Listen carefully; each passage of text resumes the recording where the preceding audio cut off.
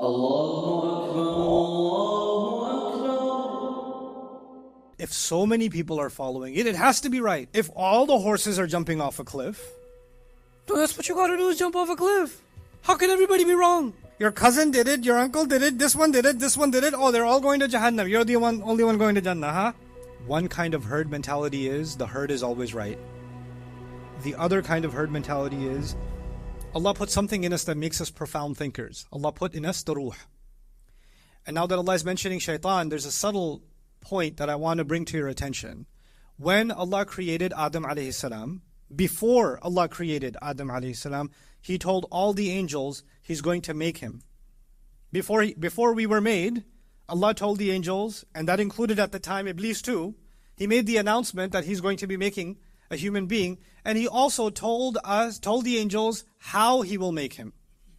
Inni khaliqun basharan min teen. I'm going to make a bashar, a human being, made of mud, dirt. But then He said, فَإِذَا سَوَّيْتُهُ وَنَفَخْتُ فِيهِ مِنْ رُوحِي فَقَعُوا لَهُ سَاجِدِينَ. And when I'm done balancing him and perfecting him, and then I'll blow into him my ruh, then fall into sajda. So now Allah told all of the angels, we have dirt, and we also have what? We have also what? Ruh. The angels know we have two things. We have a physical body and we have a ruh inside us. The angels know this.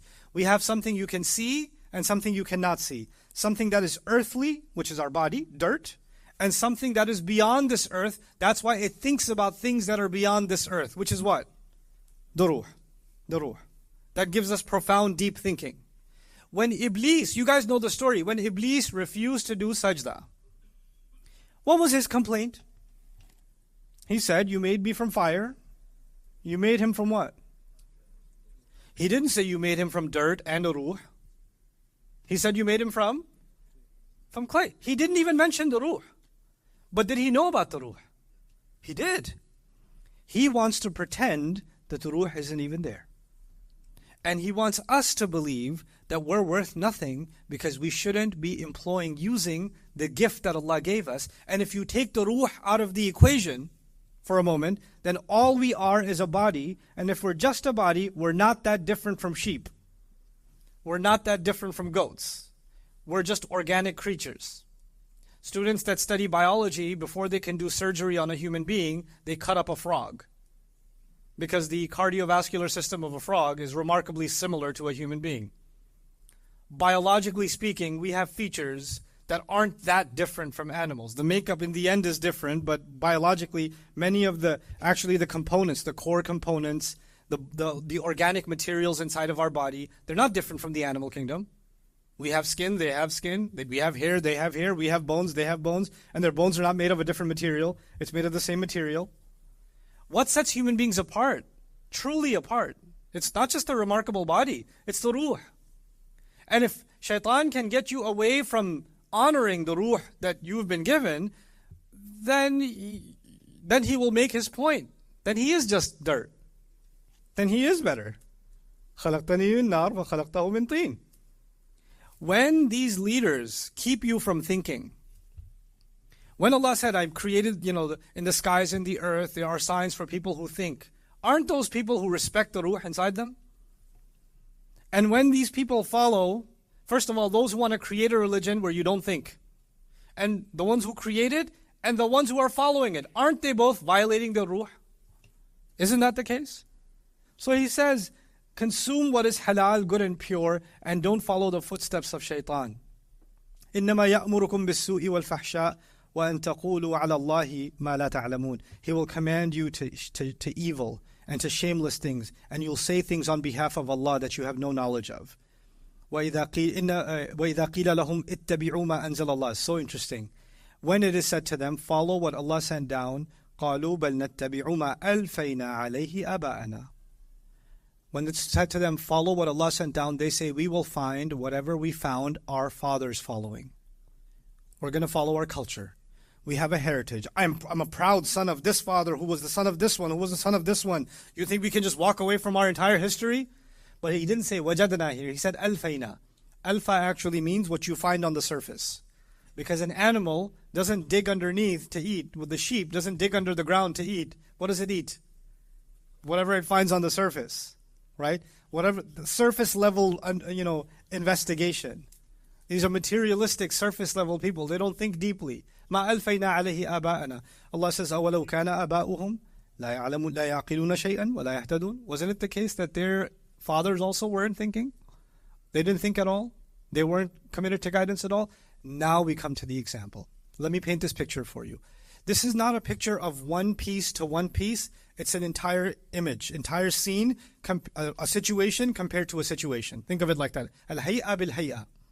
So how do we make sense of it? The shepherd, I watched a few videos today of shepherds to understand this ayah.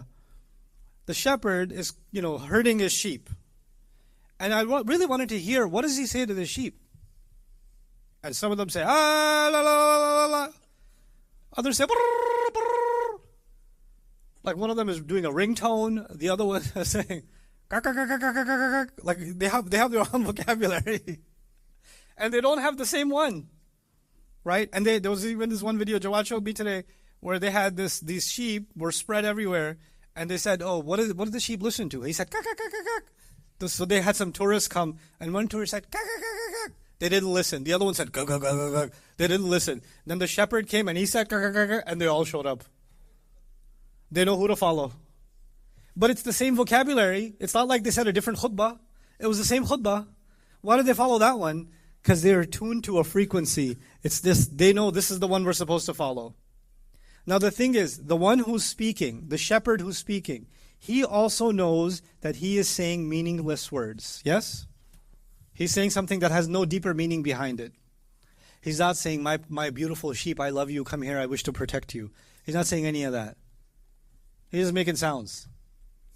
And the sheep, they don't hear this and say, oh my God, I'm so inspired. Now I realize why I must come to you. They just hear the sound and they come. They come. Why do they come then? Why do sheep respond to these sounds? The shepherd himself knows he's making a mindless sound. And the sheep are mindless to the sound, but they respond.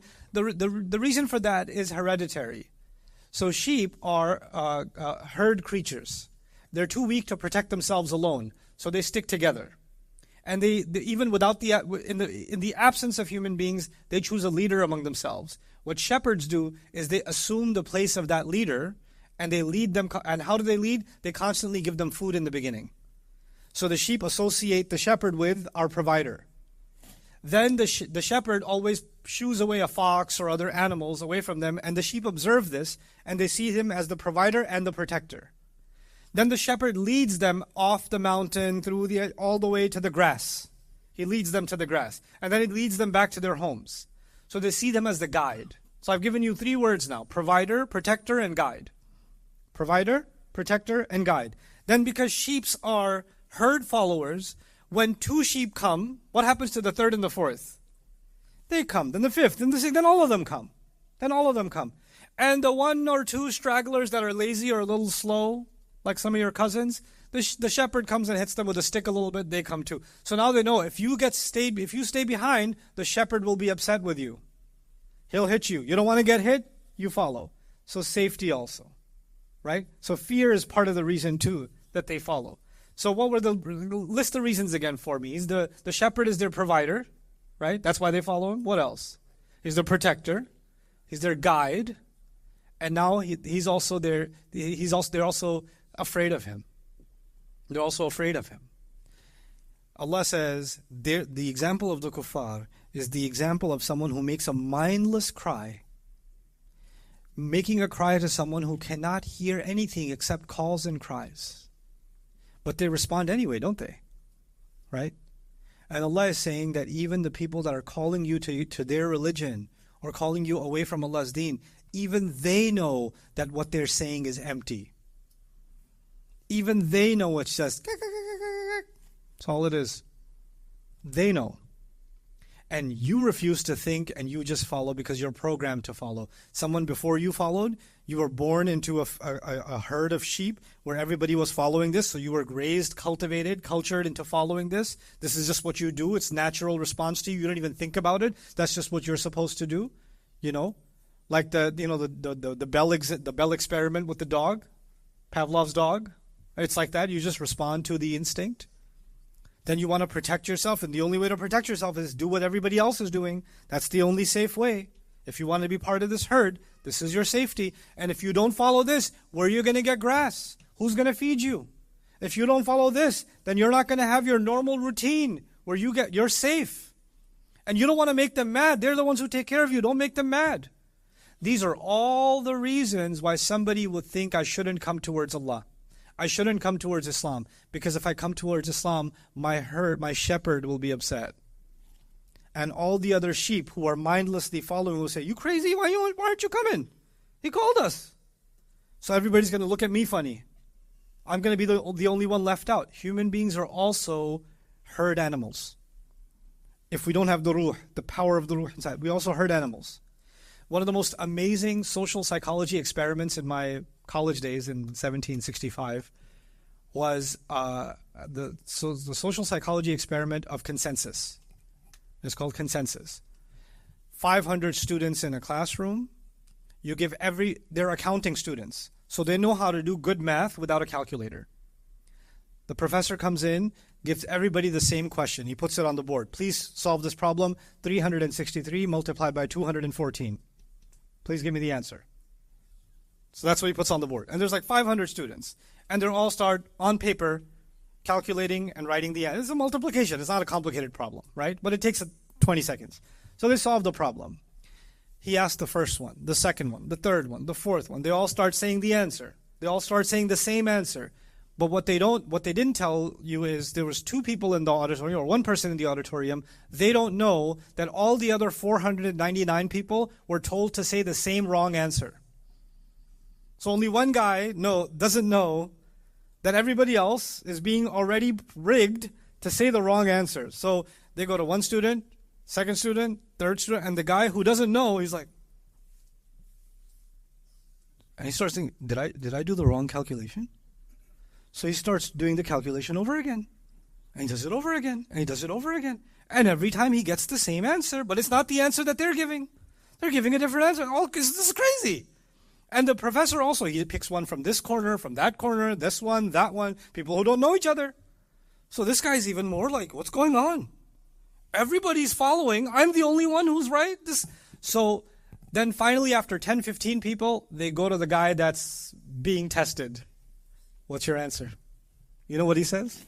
99% of the time, 98 to 99% of the time. You know what he says? The answer that everybody else gave. And when he gives that answer, the experiment is over. Privately, they ask him, why did you give the wrong answer? There's only two responses. One response is, everybody else thought this was wrong, so how could I be the only one who's right? If so many people are following it, it has to be right. If all the horses are jumping off a cliff, then that's what you got to do, is jump off a cliff.